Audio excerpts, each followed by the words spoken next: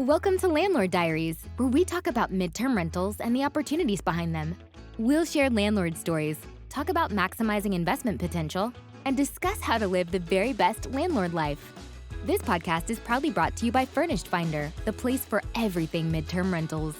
Remember to like and subscribe if you enjoy our content. And we're back. It's your Furnished Finder host team, Kelly Bailey in the Austin, Texas area, midterm enthusiast with properties exclusively on Furnished Finder at this point. I'm going to get you a t-shirt exclusively on Furnished Finder. That's a good one. So I love it. I want it in the right size. Perfect. That I can do. I can accommodate that. Well, today we get to talk to RB, who is an educator, an investor, and she's very, very creative. So she started by taking single family homes in New York, which we all know is a crazy challenging market, and switching them into multifamily. So instantly increasing the value, and she has mastered her way of doing that. She started at the age of 23, and now she finds all sorts of ways to give back to the community, to help other people get into investing. And it was really great to hear her perspective, especially from such a daunting market. So I know everybody will find some great information in this episode, and we're excited for you to hear it. Please don't forget that all of our podcast episodes are powered by Furnished Finder. You can find us at furnishedfinder.com. You can list your property for just $99 a year and get unlimited tenant leads and unlimited bookings because you book direct. So we stay out of the way. Enjoy, guys.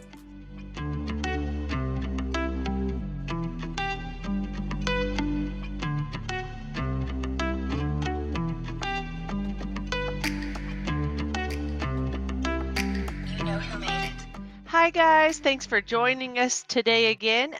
If you're new to our show, please enjoy this episode, and if you love it, then subscribe. But we have a really fun guest today from New York. Her name is RB the Realtor. She is an investor and property manager in New York. RB pursued her first multifamily real estate investment at 23 years old and had a hard time locking one in, so she got creative and purchased a single family instead and then converted it into a multifamily. She has a variety of multifamilies in Queens, Long Island, upstate New York, and the Bronx. RB has a heart for the inner city communities of New York and loves coaching others that real estate is possible for everyone.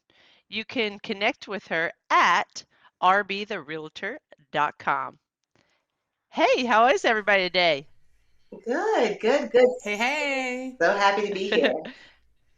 We are so thankful you came on the show and can't wait to share your story. So let's jump into the first question, which is, I think I've got a pretty good grasp on your portfolio. You've got 2-family and 3-family multiplex in Queens, 2 single families in Long Island, 2 single families in upstate New York, and 2 multifamilies in the Bronx. Is that correct? Yes, it is. Okay, so I think you split those between long-term and midterm and Airbnb. So why don't you give us a breakdown of how your management style flows with those 3 different property management options? Well, let me just take it a few steps back. I am traditionally a long-term landlord, right? So I started out in 2003, which is a long time ago. I'm dating myself. And so when I did start out, it was nothing but long-term tenants. That was all I knew. That is how I began. And that's actually the arena that I learned to navigate through. In the last few years, the climate had changed just a touch. And also, I had some people that were really seeing a lot of successes with traveling medical professionals. This is actually before the pandemic.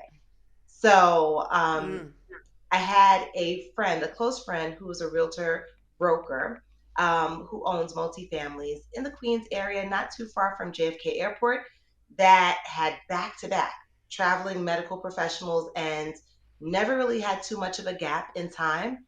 And the returns on that were way better than what the rent was for a traditional tenant. And then also, one of the advantages that she was so excited about is usually it's like a long-term relationship when you're with your tenant. So it's kind of like marriage, right? You guys have your ups, your downs, your ebbs, your flows, like highs and lows. And at the end of the day, you're just happy that somebody is maintaining your property and also somebody is paying the rent on time. But it's so different when you host traveling medical professionals because one, they just want a quiet, safe space to be able to rest while they're off of work or to be able to just relax when they have some downtime. But for the most part, they're working a lot of hours because they came here specifically for that function. And the thing that she was highlighting is, oh, so you remember when you had that tenant and you weren't too excited about that situation that took place? Well, how would you like it if you only had that tenant for a few months and then you got to get somebody new? And so if you didn't like that situation, then you have an opportunity to start on a new page with somebody else. I'm like, that doesn't sound too bad. So to be honest, that is basically how I got introduced to it. So it wasn't as if I did it the whole time. I started a few years back. I did find Furnish Finders, and that was one of the platforms that she was using. Obviously, a lot of people also know about Airbnb, and we just set the parameters to make sense for our locale. But it's been working out well, so well that I actually was able to turn one unit once my long term tenant left into a short-term rental for midterm stays. So, and I like it. Honestly, it's good.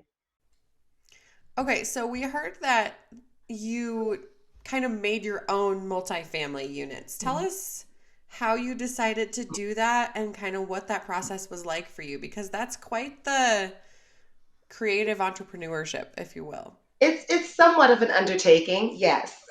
So It sounds like a very large undertaking. yes. So just to be honest, it wasn't like I just woke up one day and said, let me get a house and make it into a multifamily. That was not my story. I'm in a market which has properties that are at a higher price point. And so I was looking, 23 years old, super eager. Um, the only person in my age group and in my circle of friends that were even interested remotely in investing in real estate because most people, post college are just kind of working, figuring it out, living life. Hmm. So I decided I wanted to do owner occupied multifamily purchase, right? And so that was what I set out to do. I put in offers. Offers did not get accepted. I put in an offer. It did get accepted. And when it got accepted, I was super excited and put down my earnest money and everything like that. And then for some reason, when we were supposed to go to contract, we never received the contract. And so Oh, I'm like, wow. so now at 23, everything is a major deal. Super emotional, super invested in the process. And so when we didn't, I'm calling my attorney. This is the first time I'm even having to deal with a real estate attorney. So that even within itself was a big deal. And they told me that there wasn't much that I could do because even though they did accept the Mm. offer, until the contract is fully executed, I don't actually have the property. So at 23, of course, the sky was falling. And I thought that that was the worst thing in the world, but it turned out to be a great beginning to another strategy. So I started to look in that area because a lot of those properties were formerly single families, but converted. So I was like, let me try and Okay. find a property that's like that because I knew the area was zoned for two and three families. And most of the properties were colonial that were just converted. So I'm like, let me Mm. just try and look for something like that or something that might be lived in and split up just for convenience. And so I was able to, in the same area, find a property that was a colonial style. It was a single family and it had the same layout as the property that I wanted to purchase. And so I was like, I Oh, already know what they perfect. did. Yeah, exactly. I'm like, I already know what they Yeah. did. Let me go ahead and try and just do this. So I didn't know what to do. So I had to do my research. It wasn't as much. This is way back when, before everyone was just Googling everything.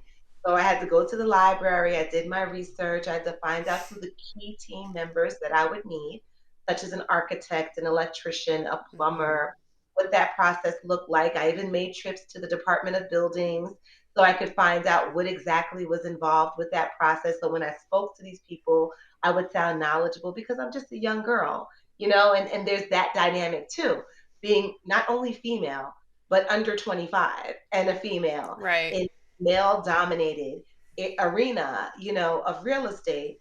And honestly, also being a minority, which there weren't too many in my area that were doing that.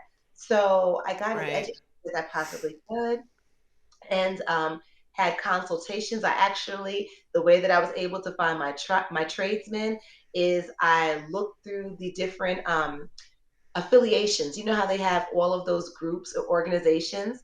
So the National Association of Architects, the National Association of this Mm-hmm. and that.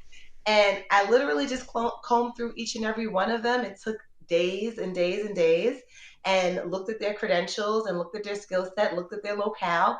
And then I had conversations on the phone and found out about price point because it had to obviously fit into my budget because I was working for the Department of Education. So it wasn't like I had a whole lot of money, but I had just a touch to be able to get started. And I found an amazing team full of people that not only had the experience of doing this type of process, but also were in the spirit of teaching. So not only were they doing it as a service because they were a hired contractor, they also were very keen on explaining every part of it so that I was able to learn from them. And it wound up being one of the greatest experiences I had. There were some hiccups, of course, because anytime you have to get approval from local municipalities, it's typically things that you have to figure out, revisit, reinspect, and all of those different things. But we worked through it, and I learned a lot during the process. And once I was able to do that one time, and force appreciation in a property, and because remember, I'm purchasing single families and now turn into multi-families, but I still have single family mortgages attached to it. So Right. it automatically gave me a lot of equity to be able to tap into for the next project. And then it was kind of like rinse and repeat. And then I saw people that were of my community, women, minorities, that were like, how did you do this? As if I was some sort of anomaly. And I'm like, I'm not. There's people that do this every day, all the time. I just tried to figure it out, and I probably did it the hard way because I'm pretty sure somebody else knew this process and I could have shadowed them. But I did figure it out nonetheless.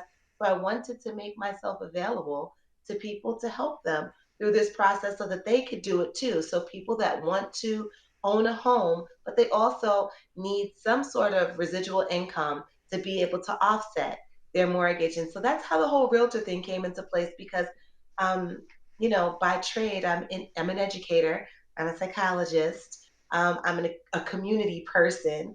So that's a big passion of mine. But the realtor piece came in just because now I have to be able to have some sort of certification or credential to help these people. I can't just go up to people and start talking to them Right. saying, "Hey, let That's me help you awesome. get the house and convert it." So that's how that whole thing came into play. Hmm. And at 23, at what age did you decide you wanted to be a realtor? 24. So you're saying you do things very slowly in life. You know that. Yeah, You like to absolutely. think about it for a few years. You know, and That's amazing. I don't want to misrepresent. So I still had my full-time job, but I did want to help people. Sure. So this was on the side because, as most people know, when you're in the Department of Education, you have your work hours are the school day hours, and then you have Right. summers off typically. So I was able to do more in the summers, and I did more. And most people that are looking for properties or looking to do things do it after their workday, which most people's workday ends at 5 o'clock. So I end at 3, so I have a couple of hours to even prep or do things or to get places. So it was on top of the fact that I was helping people's children Right. in the community. Well, I think that's important to mention and important for everyone to remember because I don't know if Kelly and I have talked to anyone who just got to do real estate full time straight out of the gate, right? You have to build your way within it and find a way to make it work. A lot of times, like you said, a long time, a full time job, or something else, right? So I think that's really good that you mentioned that. Thank you. Well, I have my next question. I love that, you're in I'm sorry, but I always think of the Newsies. I don't know if people love watching the Newsies or not, but it's my favorite movie. I've been to the musical. They just did the play this summer in Austin. And so when I hear of the Bronx and Queens and Long Island, I always think of the Newsies, which is my favorite. But it's like you're in some really staple areas of the country. Yeah. And I love that you have a heart for helping those inner city communities. So why don't we jump into that part?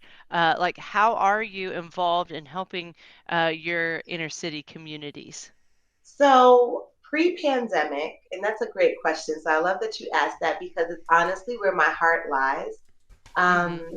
Pre-pandemic, I was heavily immersed in community engagement, involvement, in understanding how they could create generational wealth through the acquisition of real estate. In the city that I have been born and raised, there are people that have been passed down apartments. So there's generations of renters because we have rent stabilized apartments. And with that being said, there are certain people that their grandmother gave their mother the apartment that they were paying $500 or $600 on, and then they gave it to their child that they wound up paying like $700 on, and now it gets to them and it's like $800, and they have a two-bedroom apartment in the middle of Manhattan, where normally a two-bedroom apartment would be thousands of dollars. So Right. in it's pretty unique because Mm-hmm. a lot of people don't see the value in ownership because they have these programs that are meant to help, and it does help. But sometimes it creates a false sense of comfort in the Mm-hmm. situation, which basically stagnates growth. And so it winds up becoming a thing of you have to educate people in the community on the benefits of home ownership, the benefits of being stakeholders within your community from an owner's perspective, the understanding, helping them to understand how to create a business, even if they are living in a home with that property, whether it's through midterm stays or whether it's through long-term tenants. This could be something that could help offset not only their expenses for the property, but their lifestyle. When I got my first property, I rented out every floor, and after I converted it, and I did not have any expenses for my property. So even though I was working for the Department of Education, my check was my own. I did not have to spend anything for living expenses. That within itself is a gem for a lot of people. And so Right. I felt like part of my purpose is to help people. I have a helping spirit. So I wanted to help people that didn't even think that it was a possibility or even didn't even think that there were advantages in ownership. And so when you lay out the tax advantages, when you lay out the income, the passive income that can come from it, when you lay out the fact that you are going to have more in your pocket if you do decide to only do it part-time or do owner occupied real estate, it's something that is untapped for a lot of these inner city communities. So I connected with community-based organizations. I connected with banks, and also people in the real estate field that are real estate professionals. And we began to have like this, like a power team, so to speak, like the Avengers. And we went into the community crusade for real estate for all, and that's how that happened pre-pandemic. And you Closer know to what you said on your website, I believe, which I really like, is you have a heart for, and I didn't know the backstory of the generational rent. That is so, like, that is a cool feature that they offer. And it sounds like your way of helping understand that is generational wealth, is what you say on your website. It's like you want to help your clients set up generational wealth. And that is so Mhm. cool. So, in an area that is super trendy and has a lot of high-end investment properties probably, how do you help navigate your clients through finding the right fit for them if they don't have a huge budget to work with? It's location, location, location. So they might start out thinking that I want to go into a certain area, but maybe it doesn't fall within their budget or their price point, and that's okay. Mhm. Mhm. Then we have to look at where can you find property. So maybe it's not going to be in Tribeca. Maybe it's not going to be in downtown Brooklyn. Then maybe you might need to go somewhere in the Bronx, or maybe you might need to go somewhere in Right. Queens, or maybe right outside of the boroughs in Westchester, such as like Mount Vernon, or either in Long Island on the Nassau County side. So what happens is right outside of the five boroughs, there are multifamilies available at lower price points. So when most people Awesome. think, yeah, most people think of New York, they're thinking $1 million properties, which there are a lot Mhm. of those. But there are ways to find properties that are within the limits or right outside of the New York City five borough limits, and you can Mhm. also be able to occupy those and get the rent, and all of that good stuff. I love how you use the creativity too, because I think one thing I heard someone say once is that there's always a number that makes a deal work, Mhm. and there's always a deal to fit your numbers if you look hard enough. And sometimes looking hard enough, I think, reflects your sense of creativity, right? And maybe it's not just literally digging through listings and stuff, but getting creative and thinking, okay, how can I use this property? Or how could I transition this property? Or what could I do to make this property more valuable? So I think that's really important for listeners to remember, especially, I mean, I I can't imagine a tougher market than New York. Quite honestly, because I mean, I don't know the first thing about that market, but you're right. All I think about is, oh my gosh, you're going to pay $1 million and you're going to get 5 square feet. Right, and that's Sounds the like thing. That's California. right. But like Very worse. similar, very similar. And so one of the things that we do when we actually, and I say we because I'm a realtor, but I also have a real estate team that works under me, and it's the Golden Key real estate team. And so one of the things that we do is we try our best to not just help people to find properties or find homes that they can produce this income and do the short-term rentals or the long-term tenants, but we also educate them on how to produce a profitable property. That's one of the ways. And I had to get super creative. So I wrote down all of these different things over the years that worked. And, space is at a premium in New York, parking is at a premium. And we show people how to get the most revenue generated out of their properties, and not just the inside of their properties, but the outside as well. My first property, on top of the tenants renting each floor, I also had people that had motorcycles renting my garage, and I rented it out to Ah, motorcycle. I also had people smart. in my driveway because I was always able to park in front of the house because we were in a residential neighborhood. But there's certain people that need to park their cars up for a little while, so I would rent each spot. It fit up to 4 cars. I would put three in there, so I That had is so smart. yeah, additional income coming in, and it wasn't even tied to like a tenant or a lease. It was outside of my house. So then Right. one of the things that we coach people on, or that I coach people on, is how to generate the most income, how to produce a profitable property. And there's so many ways to do that, especially when you're in the ownership seat. And I think that is what makes my I guess strategy a little bit different, because there are a lot of people that do Mhm. short-term or mid-term rentals, but they do it from an arbitrage perspective. Mhm. My whole Mhm. thing is purchase and leverage Mhm. that purchase to get the most out of that particular property, and then move on and continue from next property to next property to the next. And that is the way that I was able to go from 9 to 5 to firing my 9 to 5, because that system worked for me and other people as well. I love that, RB. I feel like you're coaching me right now because in the back of my mind, it's like, oh, she's talking to me right now because we've got in Belton, our property has an acre and a half, and the house is nice and further back, and so there's this highway front land. It's not like a big highway, but it's a highly trafficked road. I'm like, I've been thinking for about a year now, okay, how can I get more, passive income by using the front part of the land? And my first thought was just putting up, some sort of sign for lease that wouldn't look, having restrictions on it so that it wouldn't be an eyesore for the guests that are staying in the home. Right. But do you have any go-tos when you have open land on a busy road that is like, yes, that's your option. That's your best option. If you have open land, it's Hmm. a busy road, you're saying. So there's a lot of Busy, traffic. yep. Hmm. One of the things that I would think of is maybe providing an experience. So there are a lot of people that look for open land to do that glamping situation where Hmm. they get to live outdoors, but they don't necessarily want to have like all of the experience of just like the Hmm. woods. So there That's was, me. yeah, Hmm. exactly. So maybe glamping, maybe allowing people that do have those mobile homes to have a park space on that Hmm. to be able to rest.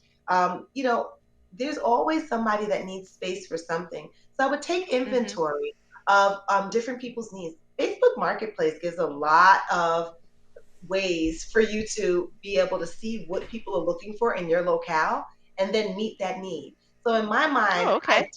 lot about your locale. So I would say look in like maybe usually they have like little communities on like Hmm. Facebook, other different platforms that people kind of exchange what they need, what they want, and all that stuff, or what they have to offer. If you go into one of Hmm. those groups, then you can put it out there. I have this amount of land. Would you guys be interested in using it? If so, how? Create the conversation, make a post, see the I response, love that. and then take it from there. So a lot of things are just putting it out there in the world that you Hmm. have this commodity. You have something Hmm. that people might want to use. And I'm pretty sure they're going to flock to you and say, oh, I would love it for this. Or, oh, I have such and such, and I need to just have it stationed somewhere. And I don't even want to move it. Because, like, a lot of the times, even when I started doing the driveway rental, those people did not even want to move those vehicles. But they just, maybe they were going out of town, or maybe they were going to be switching over registration and had to take the plates off. So they needed to park it somewhere. There's so many Hmm. differences for like land or space. So I would probably say my best bet would be go into one of those groups for your locale and post out there that you have vacant land. Is anybody interested in using it? That is such a great idea. And I get stuck in my own mindset a lot. So I love that you said just put it out there, because Mhm. when we all work together, like our ideas only get better, not worse. So that's really good advice. Katie, you're up. What question do you have So next? I have a question. It's very clear that you are very service minded and you love helping others. It's also super clear that you come from an education background, just the way that you think and the way that you're sharing ideas. I'd love to hear more about how you work to educate other people who are interested in getting in the world of investing and how you structure that and kind of like you said, it's all about sharing those ideas and helping each other. And I know you have something. So I do coaching.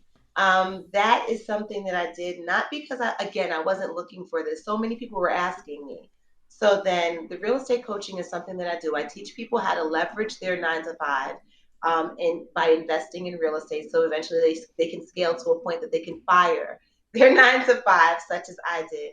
I also, in partnership, because I do believe in giving back. When you get a certain amount of success, if you have a certain amount of knowledge, you have to, I feel like it's incumbent upon you to just be able to share it with people. So I have partnered with several banks, also with several different aspects of the government to be able to provide information for first time investors and home buyers on how they can get into that space, as well as how they can access grants, down payment assistance, closing cost assistance, and all of that. And Hmm. for people that might not even have great credit, how they can even get their credit repaired for free.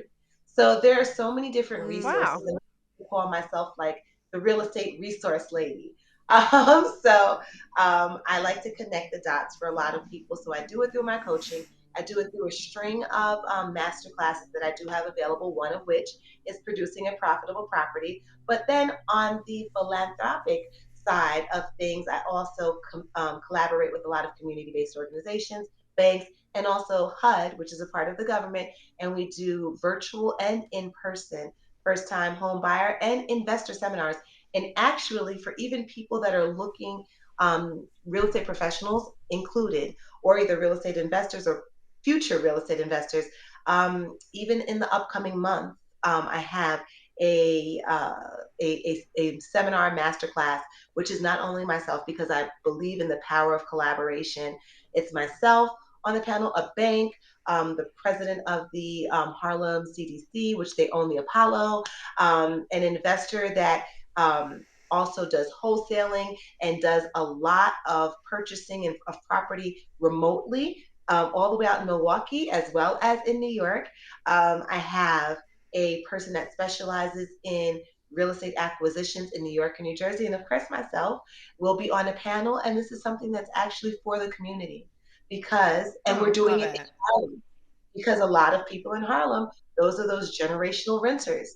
And we want to show them you too can be an investor, you too can be a homeowner, you too can build a business, and you can do it. And a lot of the times with help from all of these programs that give you a head start.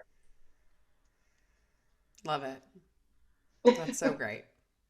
That's so Thank great. you. Awesome. So I'm going to transition us to what's called, actually, before I transition us, reminder, if you want to know what upcoming sessions RB will be coaching on, then go to her website, rbtherealtor.com. Do you want to give any other places they should look you up for your sessions? Sure. So I also encourage people to go to my Instagram, which is Mm. NYS underscore realtor.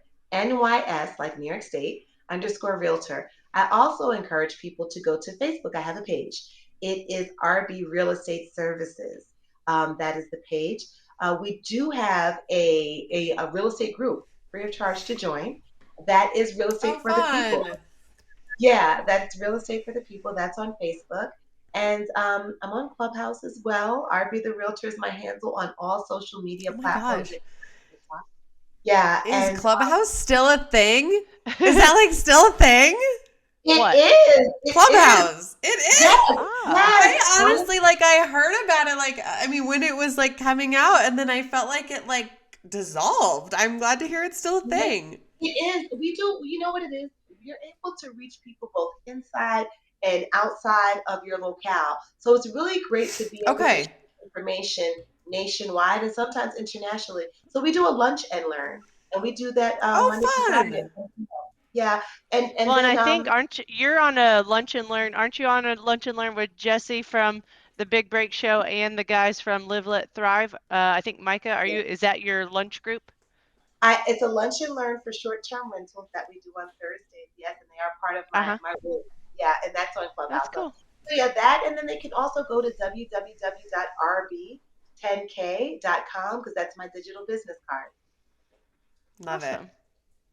And how does Clubhouse work? If you want to join a group, is it all live? Is it pre-recorded things? It's live.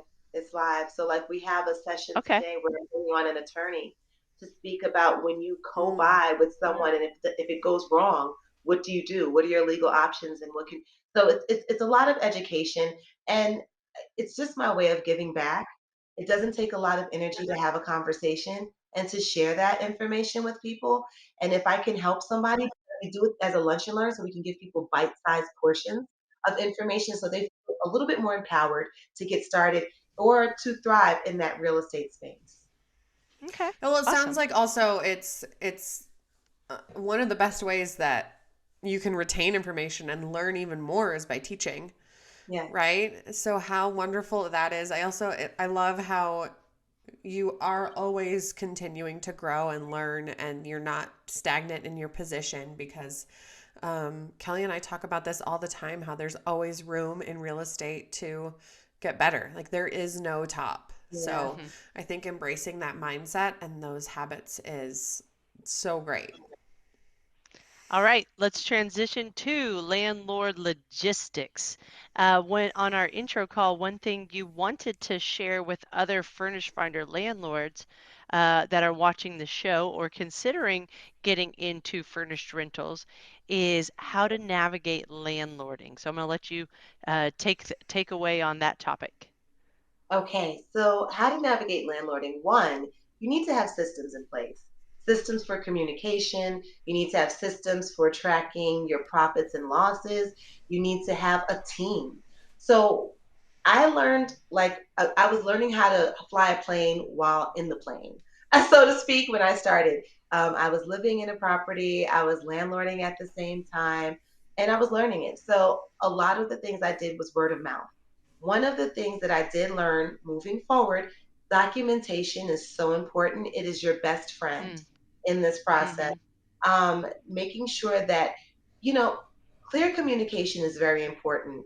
Managing expectations is very important. So, upfront, being able to communicate about what your expectations are in this relationship of landlord and tenant is important. And then also being able to hear what they would like to have as an experience as your tenant.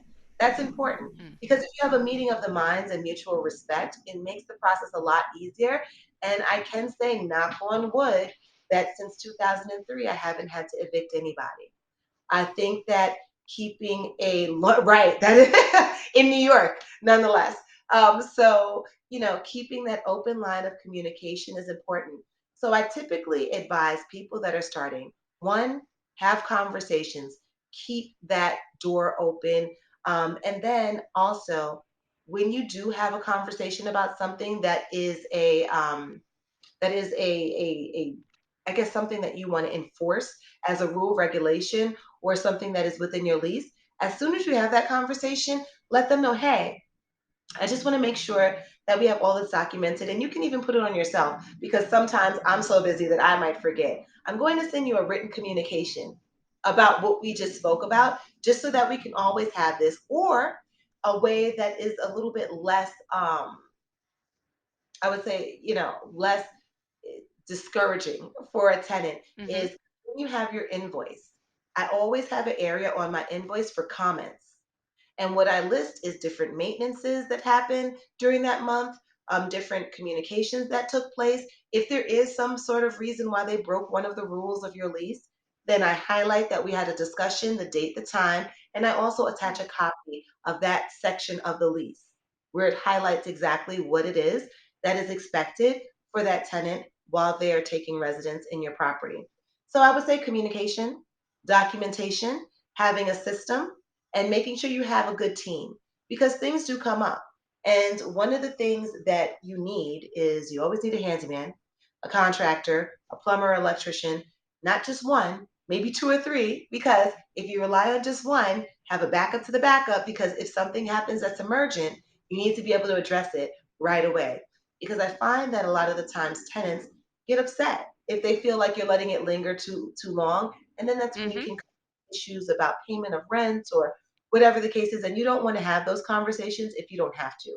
So make sure you have a strong team, strong systems, possibly even a platform to help you manage that, such as Furnish Finders, or either, you know, other property management software that helps to make it easy. And also, please, no matter what you do, make sure you keep a good accounting of your profit and losses because that is going to be something so important to have handy for your accountant once tax season rolls around. Mm, So, those are a love it. few things. That's all Come on. really good advice. Um, I think my last question for this section is with the loom of recession and you having a portfolio of properties all in different realms, long term, short term, and midterm. What coaching advice would you give to other investors as we are potentially entering a recession, just to make sure and be ready for any changes that might come? Get your pocketbooks ready because there's about to be a storm of opportunity coming your way. Um, you know, you don't want to profit off of anybody's downfall. However, in real life, you always you might be the solution for somebody that finds themselves in a bind.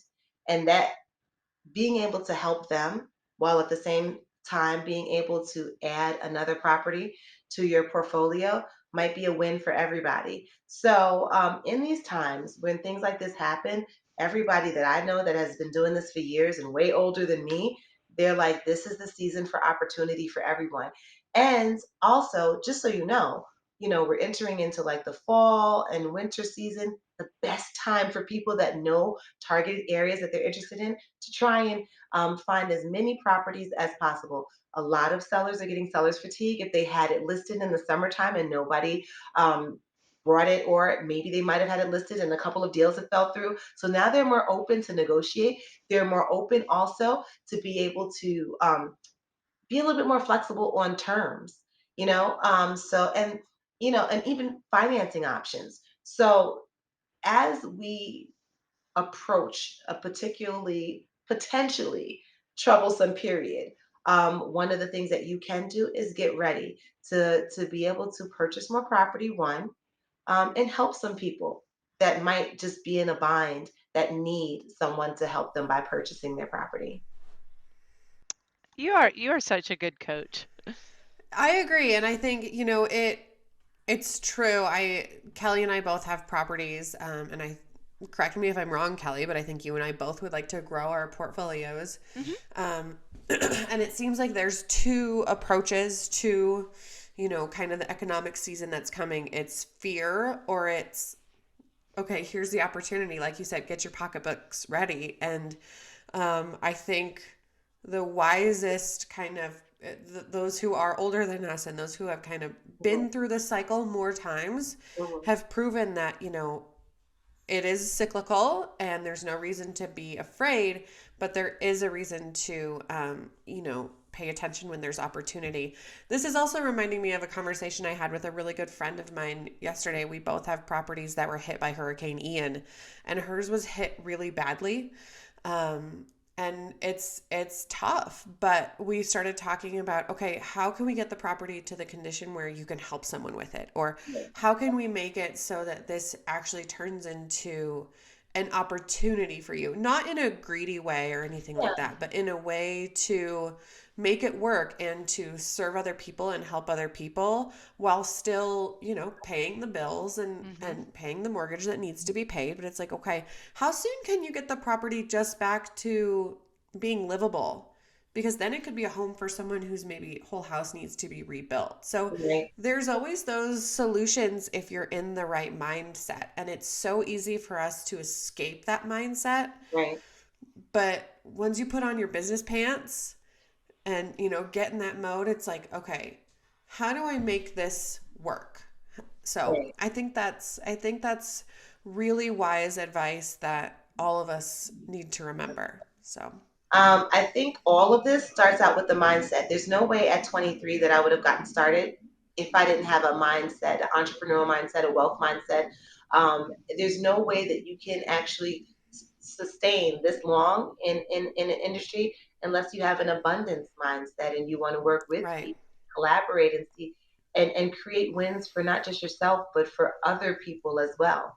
So mindset is important. And when I do coach people, that's one of the things that we start off with, the mindset, because that's going to be the thing that's going to Yeah. continue to help you see wins. It's your baseline, right? And I think it's like even staying in that mindset is a big deal. Like right when you're about to sign the closing papers and you're like, "Oh my gosh, this is how much money?"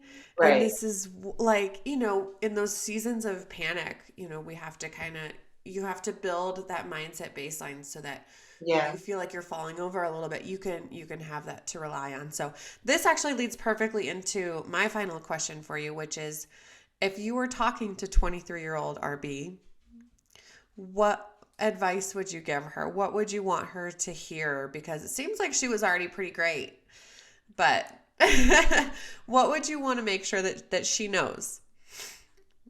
That anything is possible, and don't limit yourself at what you know. Be open to learning what others know and expanding your horizons.